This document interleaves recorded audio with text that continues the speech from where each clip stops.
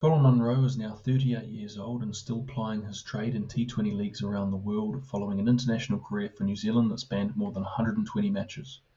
Despite scoring three T20 international hundreds for the Black Caps and being the 11th highest run scorer in all T20s, it's his first-class record that stands out like a beacon.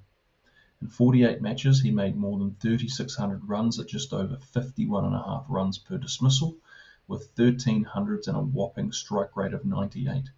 He passed 50 28 times in just 74 innings, yet he was only given one test match. In this discussion, he talks candidly about how his anger brought out the best in him from a performance perspective, but the worst in him as a person, and how his approach has evolved over the years.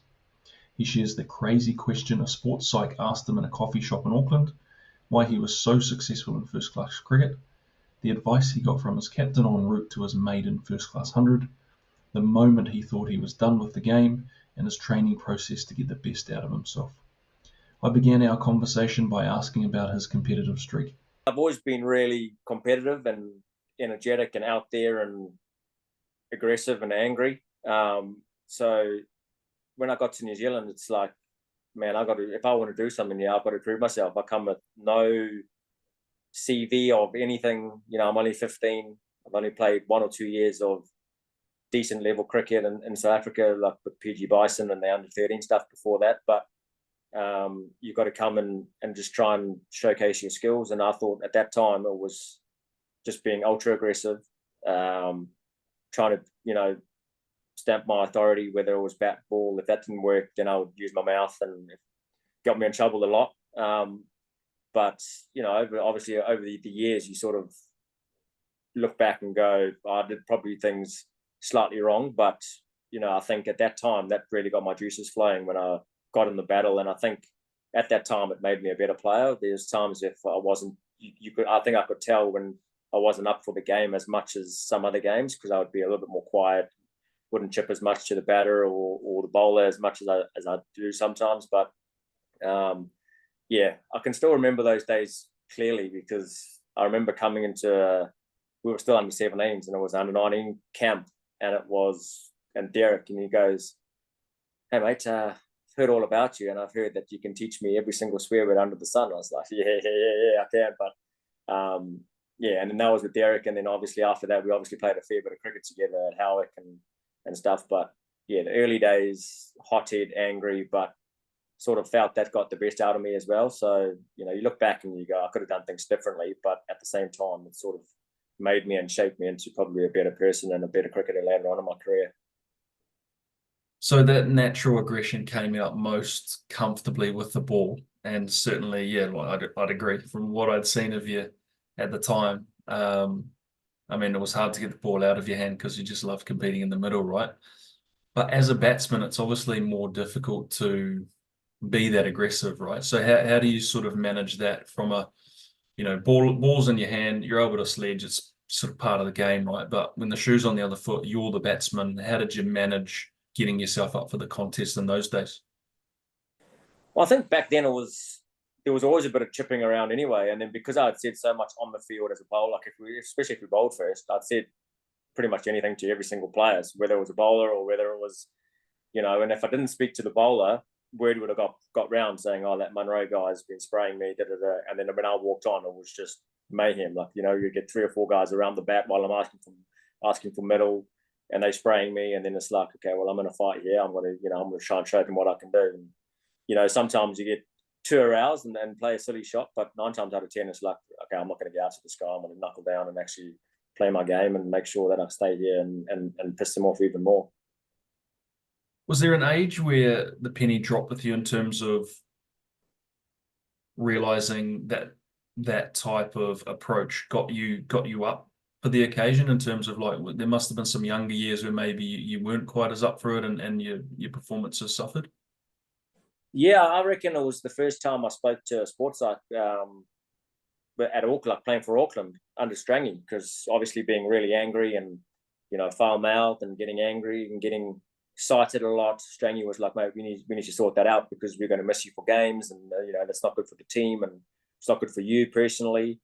And then you work your way through a sports psych and talk to them about, I still remember we're sitting at a coffee shop, and the doc's like, "Oh mate, so why are you here?" I said, "Oh, because I'm an angry young man and I just need to get my aggression on."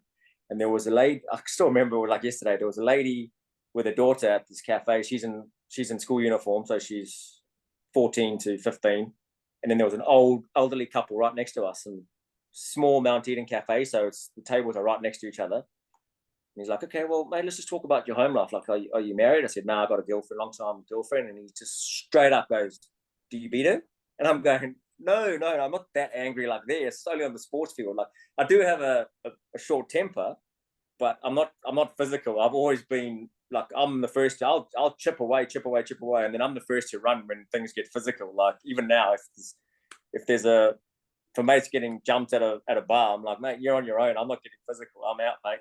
So I think at that time it was talking to him about how to manage it and whether I can be a bit smarter in it and pick my battles here and there. And I think that was when it sort of dropped, that you don't have to be angry and abusing people to get up for the game.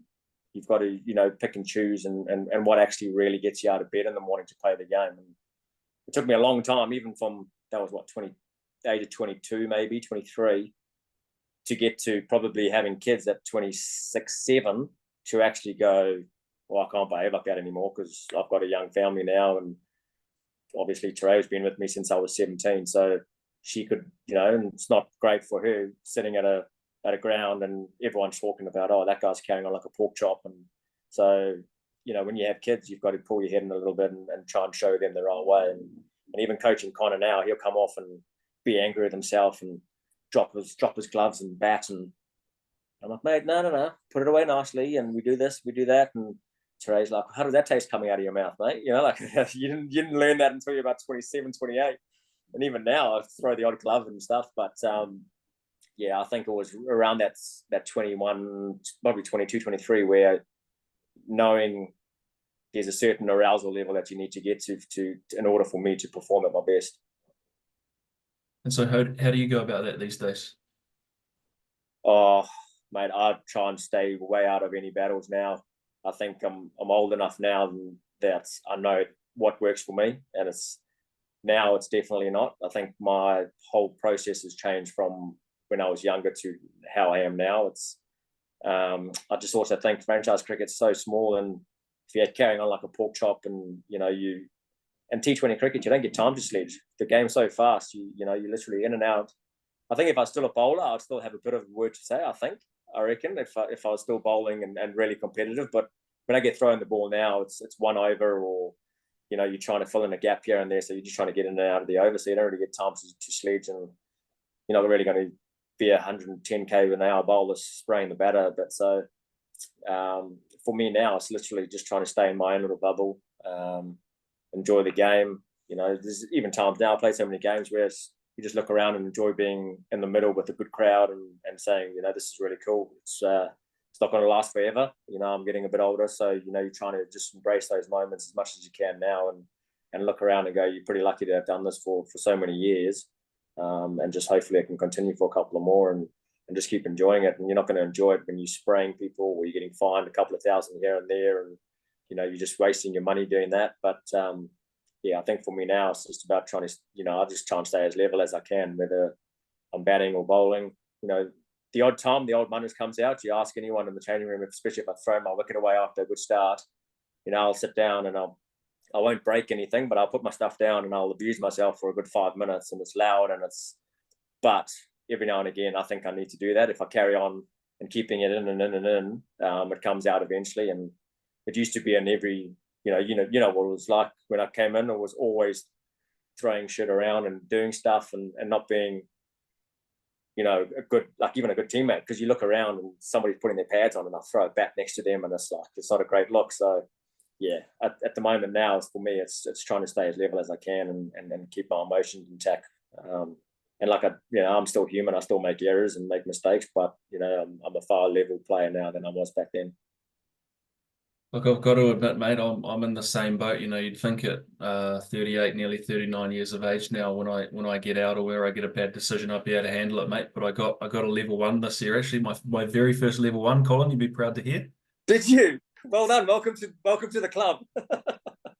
Welcome to the club. I've moved on from level one. I think from now on, I've got my bad reputation. Even if I shake my head, it's a level two anyway for me now. So yeah, I've moved on from level ones.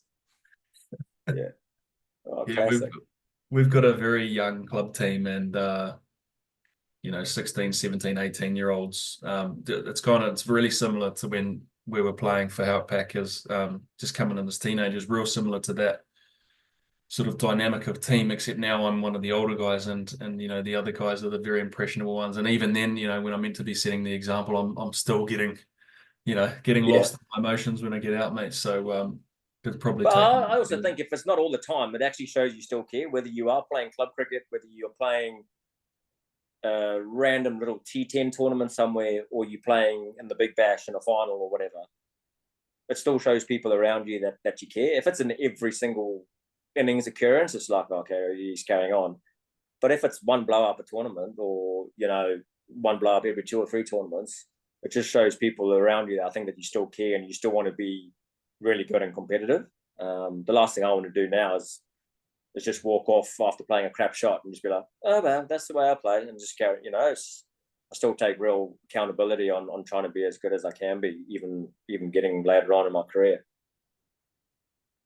Agreed, man. I'm right on board with that. So I think you had 2 years in New Zealand under-19 squad, and at that point in time, you were considered to be a bowling all-rounder. When did it become batting for you, and was there a key moment where you felt like you were going to do more batting than bowling?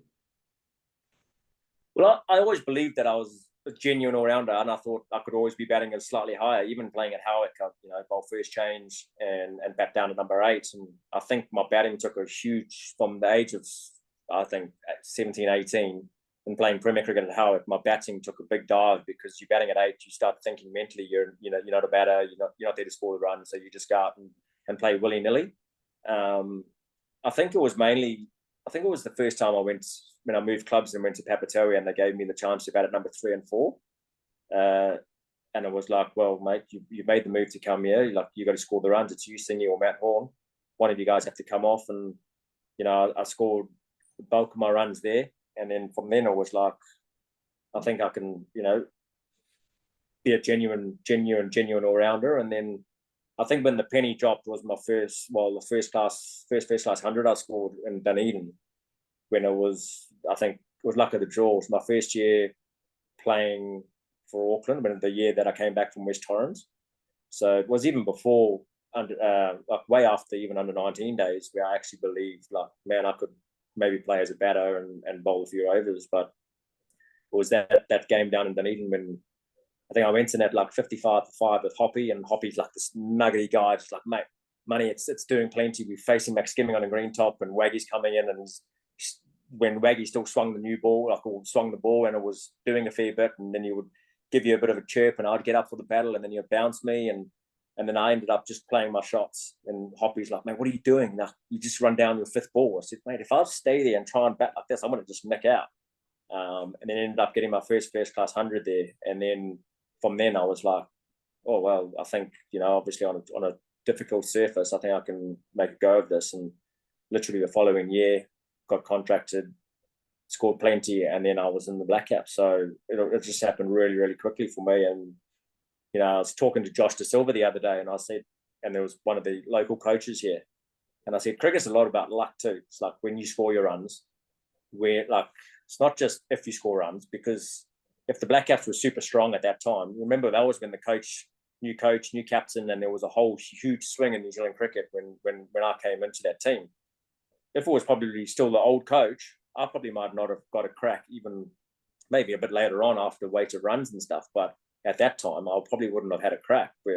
But because I was a little bit aggressive and fitted that mold of Brendan McCullum a little bit, that sort of got me into the team. But I think it was definitely that first class 100, my first one that I got, that I sort of believed that I could play as a batter. And I still always enjoy my bowling.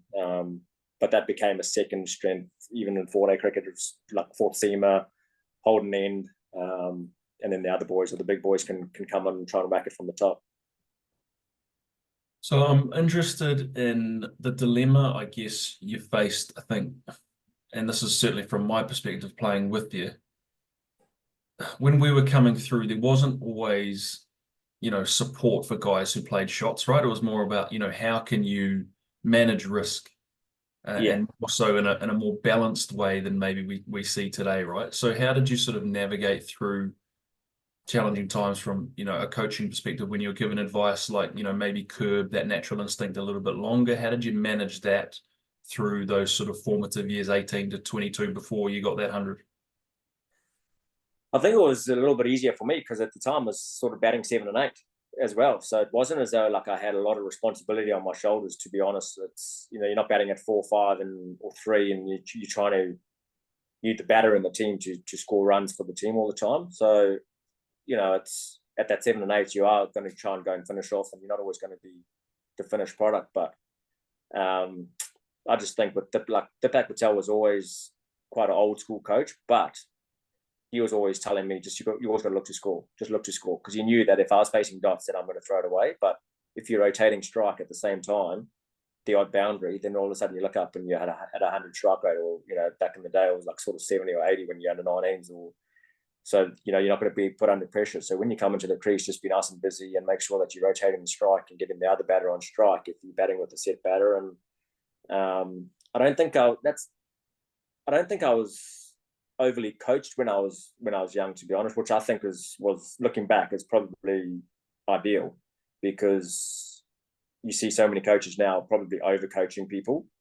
So for me, it was, I had Dipak, and we were fortunate we had him for 2 or 3 years, even at Howard. It was a continuation of coaches. I think the first year I struggled was when I went on franchise cricket and I had 6 or 7 different coaches.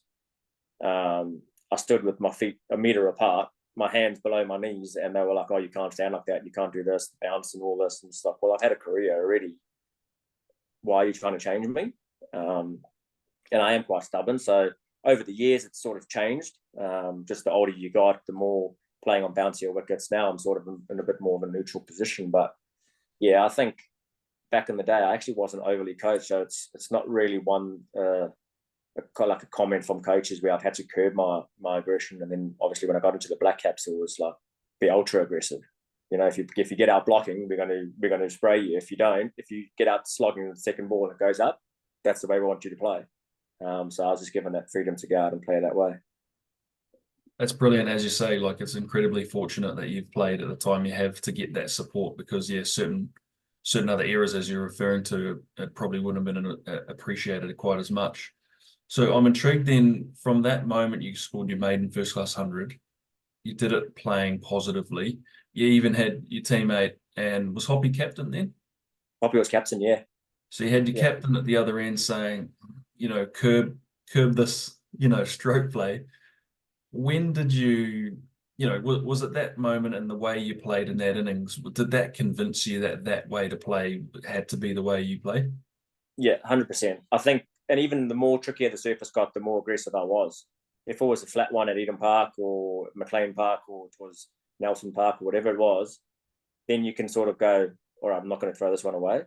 But I had the mentality always like, if I just stick around and play with a straight bat, something's going to, so I'm going to nick one, or they're going to bowl me through the gates, or I didn't want to have that excuse. I'd rather go out and be positive and get caught at slashing and get caught at point, rather than just defending and getting caught in the second slip or something. So that was when it was like, okay, well, it's worked there. It was one of the last, I think it was the last game of the season too. So I didn't really have another game where I could just go and smack it and get out playing aggressively.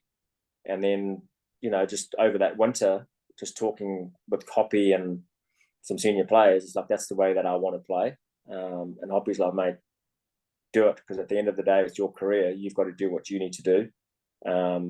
But there are repercussions if you aren't getting out and you're being ultra aggressive.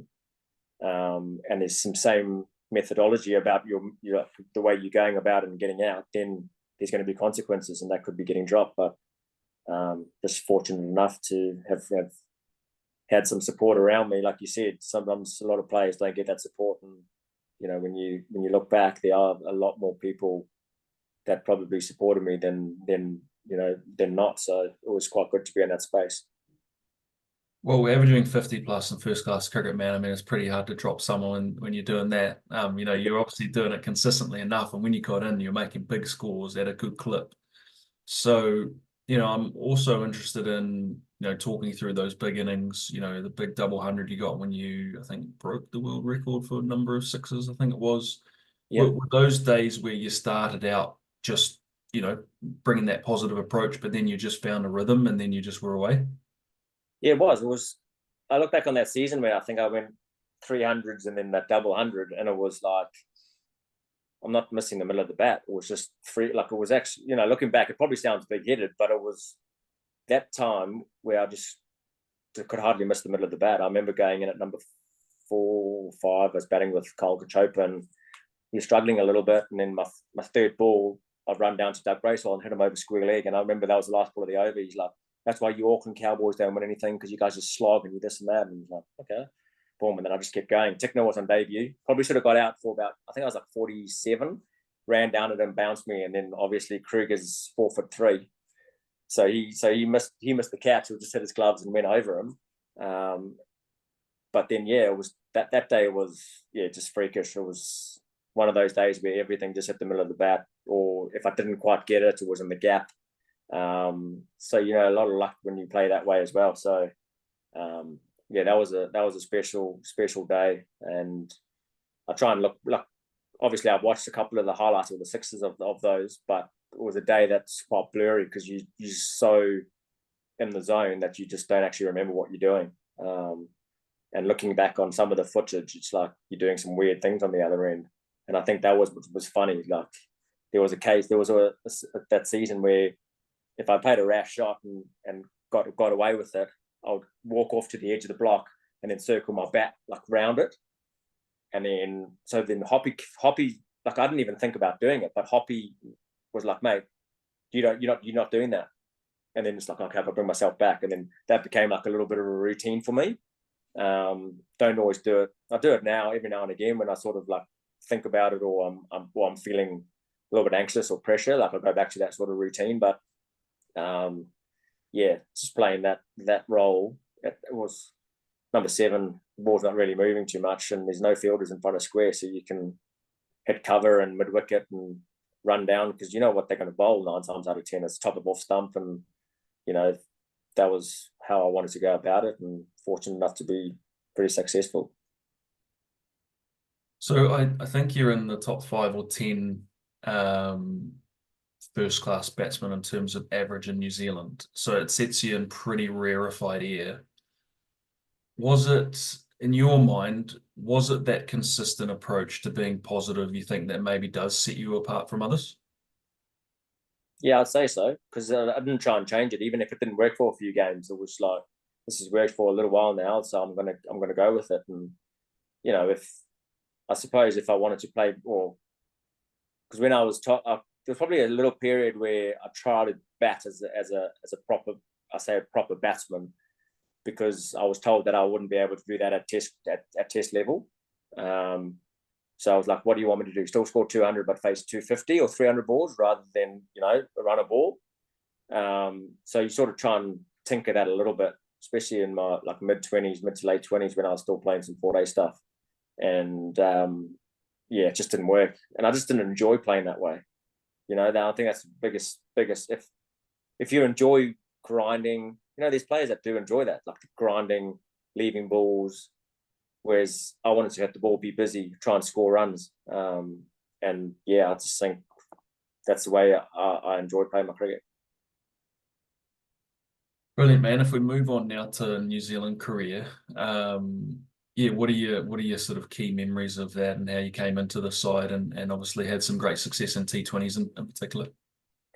Yeah, obviously my first series was a huge highlight for me, because obviously going back to South Africa and playing there. That phone call was, I just got married obviously in August that year, and then bang, end of November, get the phone call, you're going to South Africa for the T20s 1-dayers. So I was like, cool, this is awesome. Playing your first game at Kingsmead, where I went and watched all my cricket growing up too. So, and even listening to the South African national anthem, you sort of get goosebumps, because you had 15 years listening to that as your, and then it doesn't help when you're walking onto the field and most of the Kiwi boys are still singing the South African national anthem, because it is quite a nice one to sing and catchy. So, that was a really cool memory to play in front of some friends and family in Durban. And then, there was an injury to somebody, and I remember packing my bags after the T20 series and getting ready to come play some Super Smash games before heading back for the ODIs. And then Hess was like, mate, somebody's gone down. I can't remember who it was. Got injured. We want you to stay behind and be cover batter. So it's like, okay, cool, for the Test series. That's great. And I think it was probably just to try and get me a bit fitter, because I wasn't in the greatest shape. And I still remember being like 13th or 14th man in a 3-day trial game or 3-day game against Boland 11 out in Pyle, and it was like 40 degrees, and I was running my balls off in the gym every day. I was absolutely knackered. And then obviously we got to Newlands, and that Test match, that famous Test match where we got rolled for 47, I think it was. And then that whole reset after that happened. But, and then playing the Test match, still don't remember much of the Test match, to be honest. And then the ODI. So those were some really cool early memories. And then the memories where by far the best was the 2019 World Cup. I didn't play a lot, but just being in and around that environment, playing the World Cup in England, some great cricket grounds to be, and a really good group of guys to be around. That was definitely my highlight of probably my career. There's times where you've been successful and you score 100 and in a match-winning knock, or even a quick 40 or 15, 20 balls, and you've set the game up nicely. But, the memories for me looking back, when people ask, oh, what's your best memory? Sometimes it's the memories off the field rather than on the field. And we had such a good time. The family were there as well. So it was a good time. Once I got dropped, I remember I played the first 4 or 5 games, and then I got the tap on the shoulder saying, oh, Henry Nichols is going to come in, and we're going to have to give him the rest of the World Cup wherever we finish, just to give him a fair crack. So I was like, sweet. Troy and I would go out every night, have a few beers. I'd rock up to training. I'd still put in, but, and then go out the next night, have a few beers and enjoy it. And so that's why, it was a great time to be a part of that team. And, obviously we fell short, but my goodness, we still had a good time after that tournament as well. Awesome, man. Thanks for the tickets for the Durham match, by the way. I managed to get in the ground eventually. There was I remember that. Dramas. Yeah, I've never been to Chesterless Street, mate. It's a beautiful place. Yeah, it is. It's a nice place. It is. Yeah, great memory sharing there. I'm intrigued. You kind of touched on it briefly, but I'm now wanting to dive into more of like a training perspective, and I'm intrigued as to how your preparation for matches has changed over the years. Say your early time as a young professional with the Aces, moving into your time with New Zealand, and then even now, like how does that training week look for you? Well, I think obviously still like growing up in South Africa, we'll just do our training. You got your little, obviously it's only under 14 or 15, but you get your training block and you bat, you bowl, you go home. And you got into the professional environment.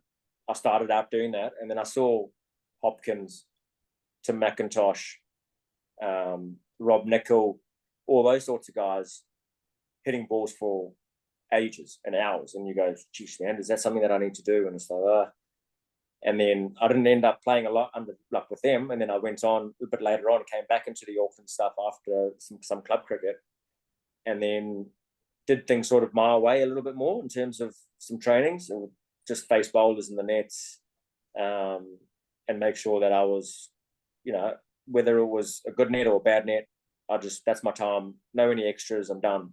And then when I got pulled into the Black Caps, and you see the way that Kane Williamson, Tom Latham, some of those, BJ Watling even, and you see the amount of balls they hit, and you start questioning whether you're putting in enough.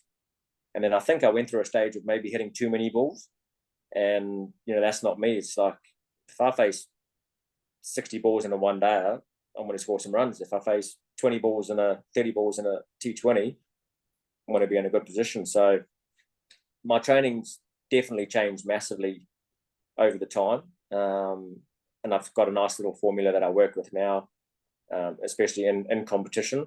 Out of competition is slightly different because you're not always hitting balls. It's lucky as a batter, you don't have to worry about it. Just every now and again you can go, and then probably 3 weeks out, you start hitting some more balls and actually making sure that you're facing a little bit of stick and some bowlers just to get your, you can't just face underarms and throwdowns. You've got to sharpen up a little bit.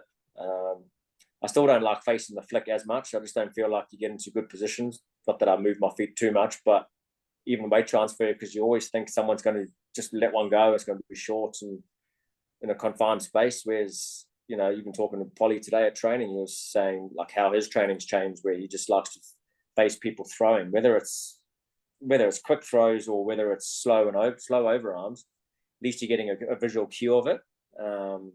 And yeah, like my training's changed a lot, like I said. And for me now, it's like, if like today, for example, was 2 days out, I'd face bowlers. Even though the wicket wasn't great here in Barbados, we face bowlers. And then tomorrow afternoon for training, it'll be like a nice closed environment. It'll be all about me.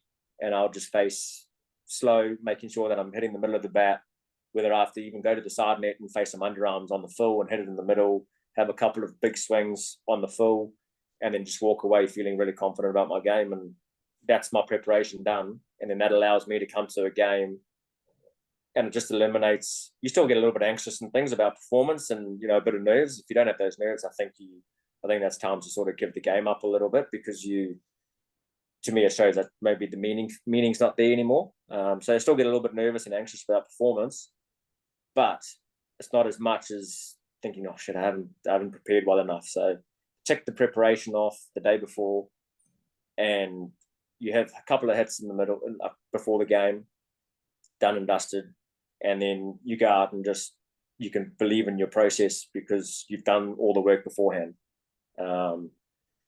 Whereas back in the day, it was just, I don't care, I'm just hitting balls, and you're actually not doing anything specific. It's just volume. Where now my training's become a lot more specific, especially even when I'm at home. It's short and sharp, that I've got more time with the family rather than going to go hit balls for hours and hours and hours. You raised an interesting point where you said you were training earlier this week and you turned up and the wicket wasn't great. So, how do you handle a scenario like that where, you might have some kind of plan in mind for what you're going to get out of the session, but you find as you're in the middle of the session, it's maybe not possible to sort of tick the necessary boxes. So how do you get around that, and how do you try and make sure you get something out of a session that's a bit different to what you planned? So that's a massive mind shift that I've changed, because I was always outcome based, having to have a great net. Otherwise, I'm like, oh no, I'm a bad player. Whereas I'm like this training, up and down, got my poles knocked over probably 3 or 4 times, but I was just like, just get in a strong position and underhit the ball. And if you miss it, or if you get bowled or whatever, that's fine. But make sure that your positions are still good. You're not just hanging back, hitting from the crease, or just trying to survive. You still want to get something out of it. So the first, obviously, 5-10 minutes is how I'm going to start any sort of innings, where I'm looking dead straight and looking to hit the ball hard. And then even throughout that net, even though I was up and down, I would still try and play those shots where I want to come down the wicket. And even if I missed it, it's like I'm still visually seeing the ball coming out of the bowler's hand, and I'm actually getting something out of that. My movements are still okay, even if I miss it or I get out or whatever, I'm still actually visually seeing a bowler coming in, left armour. I'm going to face Raymond Simmons, then Ethan Bosch. I'm facing a right armour. So the people that you're going to come up against, and then you face a couple of off spin, and then we're not playing a leggy coming up, but Chris Green, so facing off spinner, and then Akil Hussain, who bowls left arm orthodox, because you're playing Warwick. And so you look at that, so you feel like you've done it. Like, it doesn't matter if you've had a bad net or a good net, because there's sometimes where you have a great net, you come into the game and you get out second or third ball.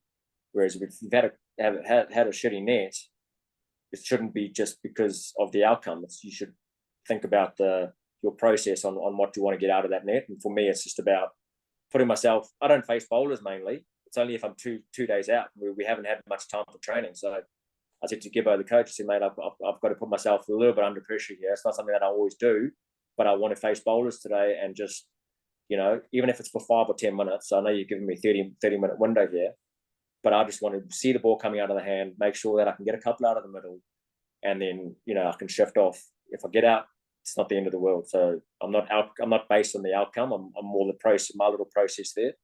And then tomorrow again, if it's raining tomorrow night, it doesn't matter about my preparation. I'll get to the game and I'll still have my underarms and stuff like that because I can't control the weather. But then I've actually put myself in a good position because I've actually faced bowlers and done some stuff for 2 days out. Brilliant. Some great points there. I think you're not the first player I've spoken to on the podcast where, they've made that realization later in their career and around, the frustrations of having a bad net and then the feelings around for the game, thinking, that's potentially going to lead into my performance. And sometimes it actually going the other way where, you have a bad net or two before the game. You expect very little from the outcome and you actually get a good outcome potentially because your expectations low. So they're fascinating to listen to that. I'm also interested in how you go about practicing for your options against spin in conditions, say in the West Indies, which typically can be a bit low and slow, but as I understand it, can be different from venue to venue. Yeah, it's different from venue to venue, to be honest. We've had St. Lucia was a beautiful batting wicket. Didn't really spin too much, but it got a little bit of extra bounce. The biggest thing in the West Indies is the wind. Especially being me, not a huge hitter of the board like these West Indian boys. They hit the ball into the wind and still goes for 6, whereas I'm hitting it, I'm getting caught on the rope. So it sort of closes down your options a little bit. But training-wise against spin, I'm playing off the back foot, and then if it's a step hit, I'm going down the ground. It's as simple as that. Playing off the back foot, if you give myself a little bit of room, especially maybe here in Barbados where it bounces a little bit, give myself some room. If an off spinner or a left arm orthodox come at me, it gives me a free swing to go with it with the breeze. And then if not, then I'm just looking to hit cover really hard. If I beat cover, I know that I'm going to get maybe 1, 2, maybe even 4. And then there might be an odd time where you think, man, I'm under pressure here, or the team needs to go.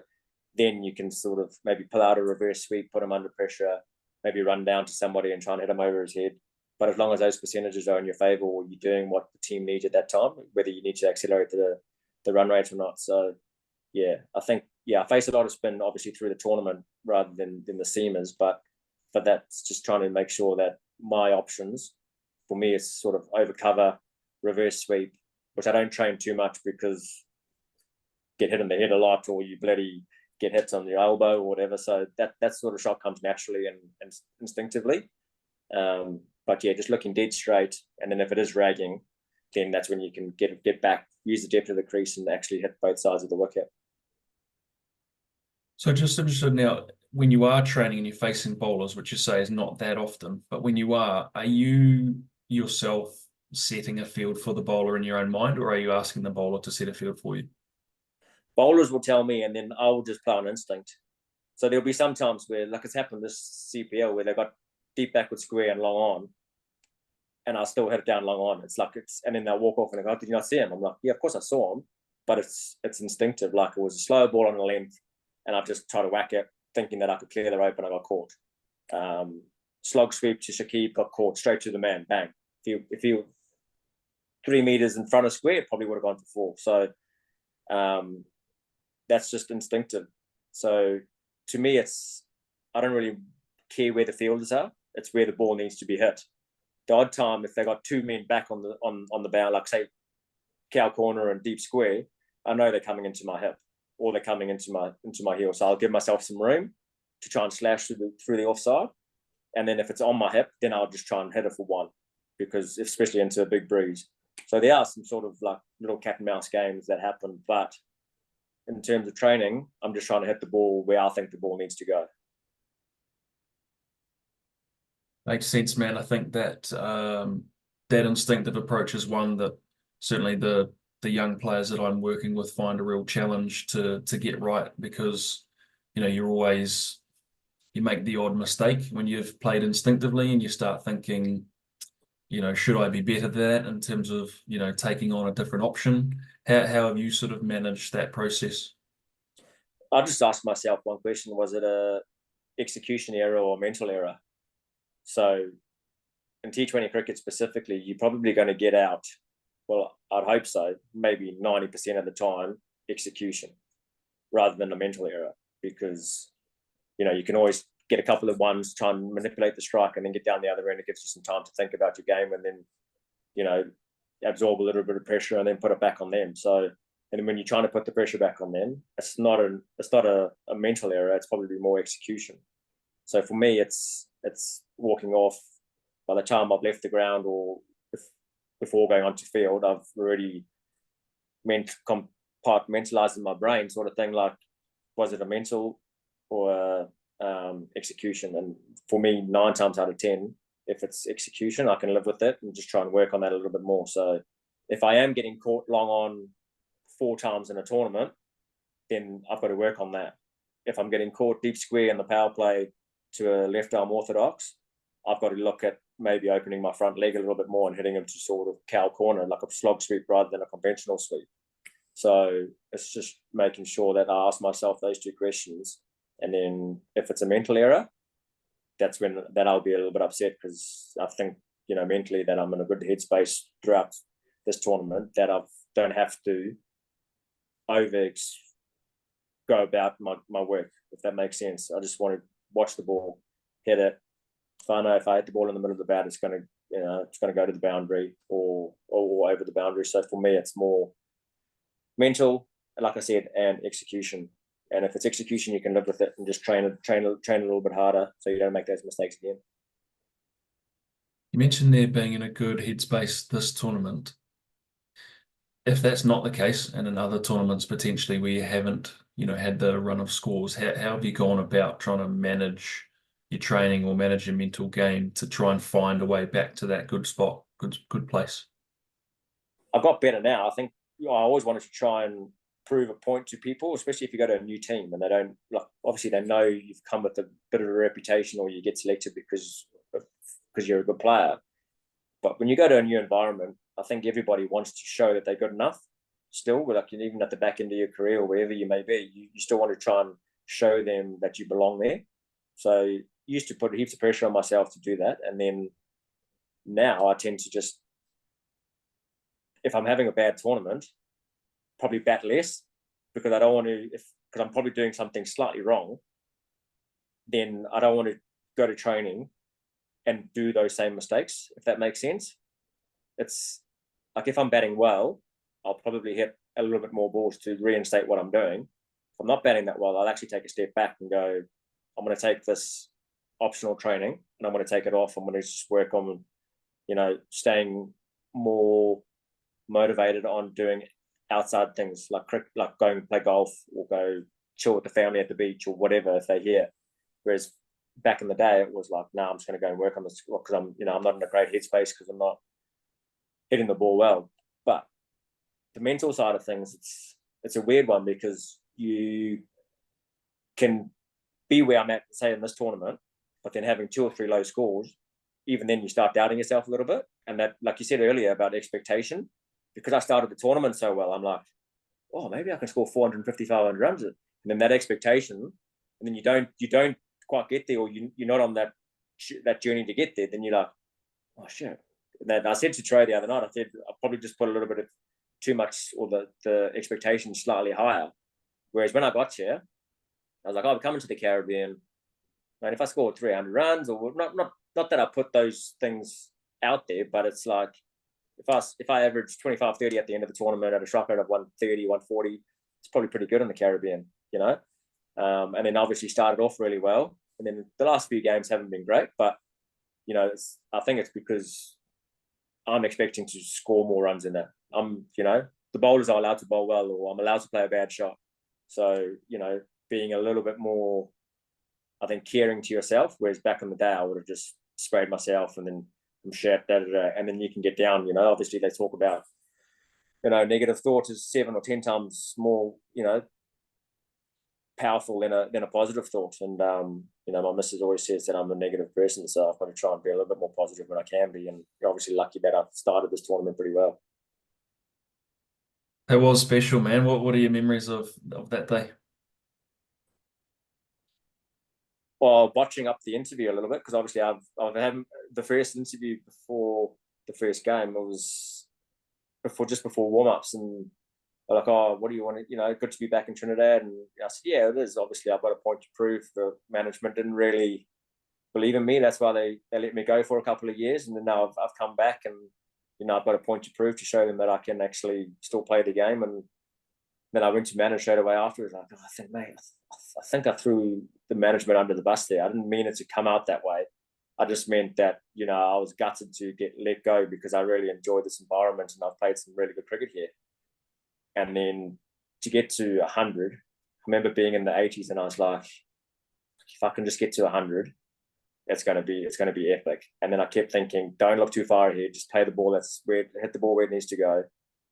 And then when I hit that ball for 6 over, it was just like pure emotion just took over. Like, I'm an out there sort of guy, but I don't usually celebrate like that. It would just be a bit more. But I think it was just that relief of actually still not just to show TKL or the management that I can play, but myself as well. It's been a long time since I scored 100.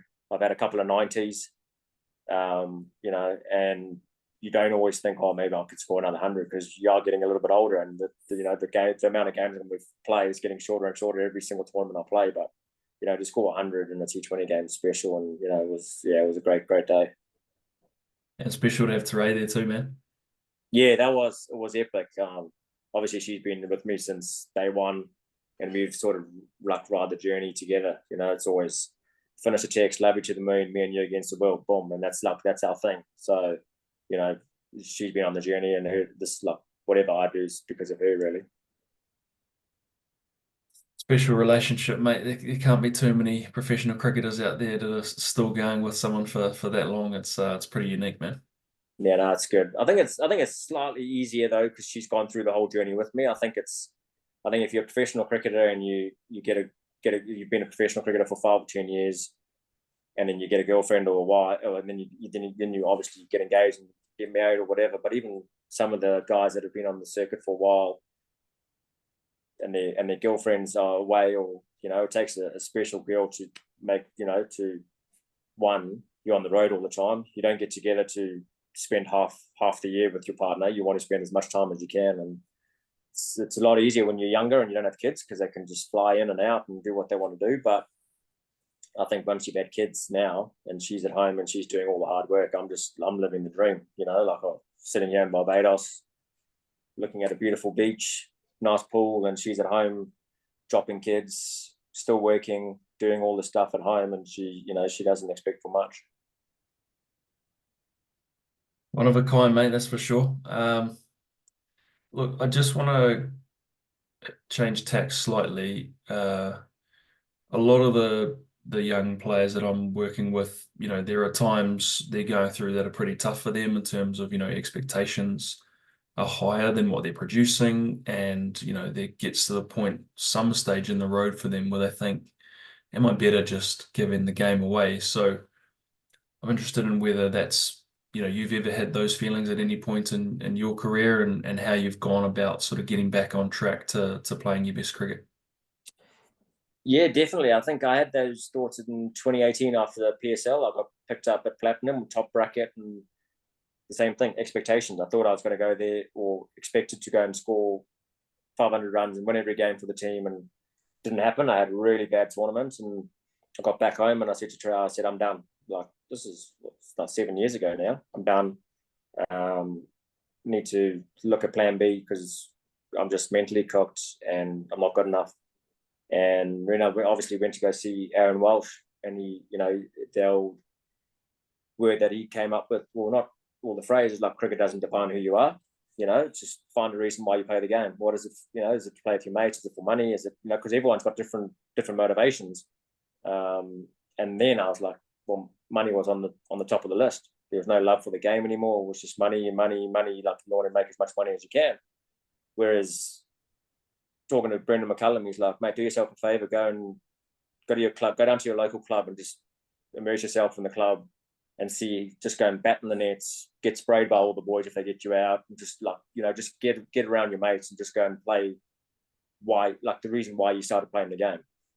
Did that for a little while, and I was like, oh, and then just shifted my whole mindset into going, you know what, if I'm worried about money all the time, trying to play for the next contract, you're not going to be in the right headspace playing. And once I shifted that mindset, it's just sort of, that word expectation is a killer, whether, because it's only yourself. It's like no one else comes to you and goes, you need to score 100 today. It's on yourself. It's all self-negative chat, or, you expect. So that word expectation needs to be thrown out. Go and, I was like, for me, like for an exam, I was like, aim low, you're never disappointed. You know what I mean? It's like, I know it's really negative, but it is. It's like, why do you expect anything from cricket? It's a game. There's so many variables in it too, so just go in with a clear mind. As long as you've prepared well, I'm not saying don't do anything and just go and play the game.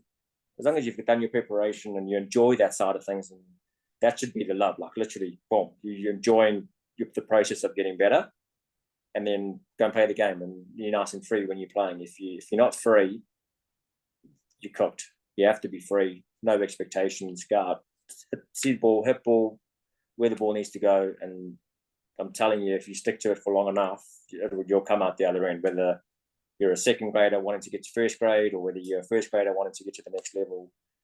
If you have a little bit of luck on your side as well, then it'll happen. Great advice, man. Final question for you.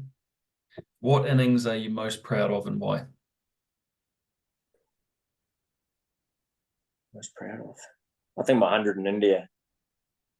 Just when I turned around and I saw Dhoni clapping, I was like, mate, the GOAT's clapping for me. Like, seriously. Like, I know I'd done something pretty cool getting 100 in India against India, but when one of the best players to have played the game is standing there clapping for you, you go, man, that was pretty cool. And yeah, so I think that one for sure. There's obviously some other innings where you might not have set the world on fire in terms of set a massive, but sometimes even if you're getting 30 off 12 balls in a power play, like those where you haven't missed a ball and you've hit everything to the boundary pretty much. That's, in that 100 against India, I got dropped once or twice. So it's you have a bit of luck along the way, but some of your best innings, you only face 15, 20 balls and you're like, man, I'm on today. And then once you have that mindset, like, I'm on, it can quite quickly just happen, boom, and you're back to the dressing room and you're going, holy shit, why am I back here? I was flying. But yeah, definitely one, I think, is that 100 in India for sure. I hope you found something useful that you can apply to your game. I'm available on Instagram at battingmentality, or you can visit my website, which is battingmentality.com. If you believe this discussion will resonate with someone you know, then please share it. It helps us to grow the channel and get even bigger names on the pod. Until next time, folks, what one action are you taking today to give yourself the best chance of success in your next innings?